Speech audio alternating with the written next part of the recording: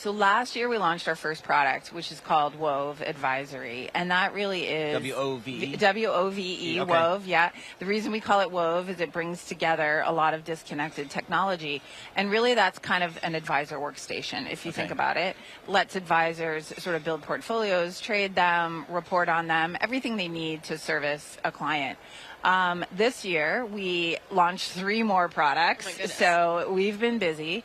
We launched Wove Data, which is a cloud-based data aggregation service so that advisors can have access to all the data they need to service their clients across any custodian and any firm. We launched Wove Connect, which is a suite of APIs. Lots of people need to build through APIs, and so we've offered that. And then the third product is probably the one I think people are most excited about, which is Wove Investor, which is an investor portal that can be configured to any firm's branding so that they can have their investors log into a really simple and easy to use experience. Wow. That's fintech. See, that's what I do. That's fintech, man, yes, right exactly. there. That's what you do? I think what happened during the pandemic, you weren't going into your financial advisor, you weren't going into your commercial local just branch, using your app, right? And so people were forced to get tech savvy. And I think probably from the provider perspective, you guys were probably forced by the marketplace to make up our game, make more investments. Absolutely. So what are you hearing from your advisors? What do they really need? Do they want to empower their clients? Do they just want to be smarter when they're talking to their clients? Well, all of the above, right? Like, so they really want their clients to have a very easy to use experience. And today, just given the way the industry's grown up, they are usually having to ask their end investor to log into multiple accounts, one for financial planning, one for performance reporting, one for trading. Nobody wants that anymore. So no one can remember that many passwords. No, I can't remember that many passwords. So Wove Investor brings all that together, and that's why I think people are super excited about that product.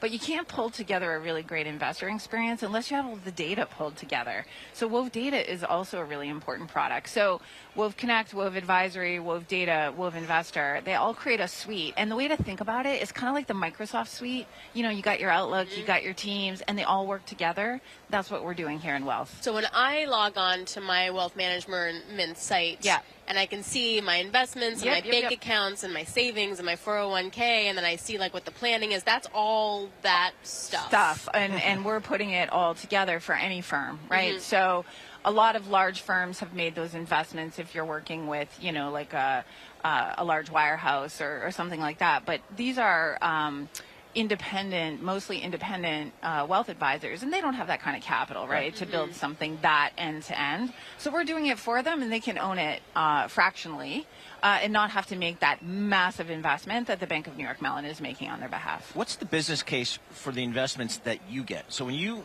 go to your CFO and ask for capital to make some of these investments, what's the business case you make to your CFO? Yeah, so it's pretty easy to make the case for this platform because this helps our Pershing custody business. It helps our investment management business. It helps our wealth management business, and it helps our asset manager clients. So because Bank of New York Mellon runs across all of those different business lines, this pulls it all together. So I'm the best dollar to spend because it's really lifting all these different business lines across BNY, and that really was the reason that we've made the investment in this platform. So what else then do you work on? I mean, this sounds great. You're done now, right? Done and done. No, never done. So we'll be driving forward with a lot more, and I'll be back here on the stage next year with more releases on Wove.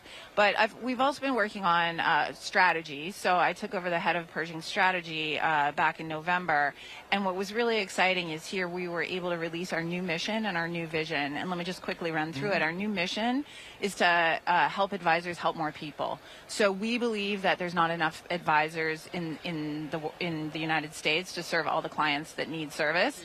So there's not many more people, you know, coming into the industry. So our job is to make the ones that are here more productive so that it can just help more people. So it's pretty simple. And then our new vision is to create the most connected and productive platform for the future of wealth.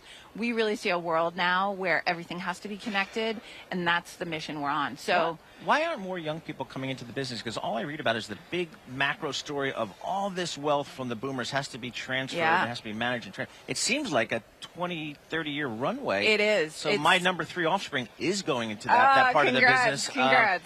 Why? I've heard from a lot of your colleagues that that's a challenge, right? Yeah, it is a challenge. I think there's some structural challenges. A lot of part of this business is still very, kind of commission-based, and young people want potentially a different kind of onboarding model.